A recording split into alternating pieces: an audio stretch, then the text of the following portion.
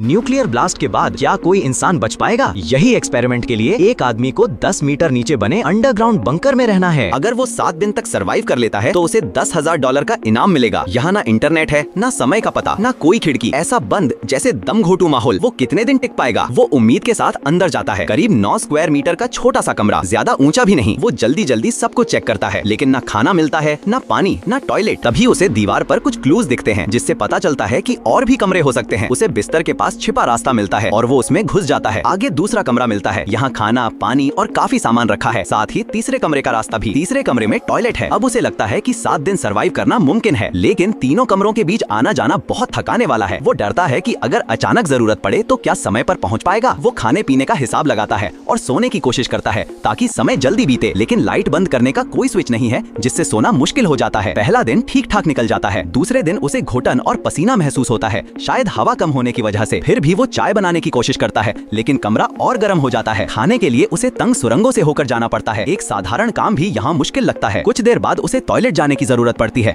और वो जल्दी जल्दी सुरंगों से होकर वहाँ पहुँचता है। डर रहता है कि कहीं देर ना हो जाए। वो टॉयलेट तक पहुँच जाता है। फिर वो कंबल से एक छोटा सा टेंट बनाता है ताकि रोशनी कम हो और नींद आ सके। लेकिन अचानक हालात बदल जाते हैं। पानी धीरे धीरे कमरे में भरने लगता है और पूरा बंकर डूबने लगता है। वो घबरा जाता है और एग्जिट्स को बंद करने की कोशिश करता है। पानी बढ़ता जा रहा है और इलेक्ट्रिक रिस्क भी हो सकता है। वो दूसरे कमरों में जाकर चेक करता है, समझ नहीं आता ये क्या हो रहा है। फिर टॉयलेट को ऊंचा रखता है ताकि गंदगी ना फैले। पानी लगातार बढ़ रहा है। पहला कमरा डूबने लगता है। वो जल्दी जल्दी जरूरी सामान बचाने की कोशिश करता है और दिन बीत जाता है। तीसरा दिन बहुत मुश्किल गुजरता है। पानी इतना बढ़ जाता है कि रास्तों से गुजरते समय उसे आधा चेहरा बाहर रखकर सांस लेनी पड़ती है। वो फैसला करता है कि अब सिर्फ उसी कमरे में रहेगा जहाँ खाना है। चौथे दिन वो वहीं टिक जाता है। खाने पीने की कमी नहीं है, लेकिन टॉयलेट जाना अब बहुत मुश्किल हो गया है।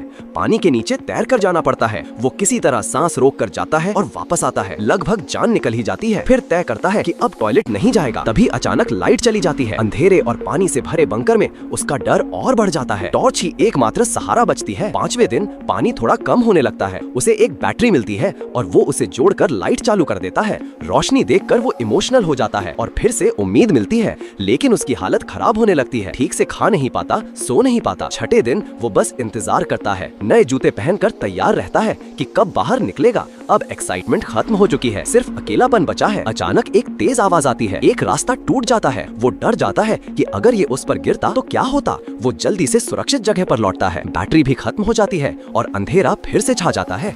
अब वो पूरी तरह थक चुका है। बिस्तर पर लेटकर बस समय गुजरने का इंतजार करता है। आखिरकार 7वें दिन की रात दरवाजे पर दस्तक होती है। उसे बताया जाता है वो जीत चुका है और अब बाहर आ सकता है। बाहर आकर जीत से ज्यादा वो इंसानों को देखकर खुश हो जाता है।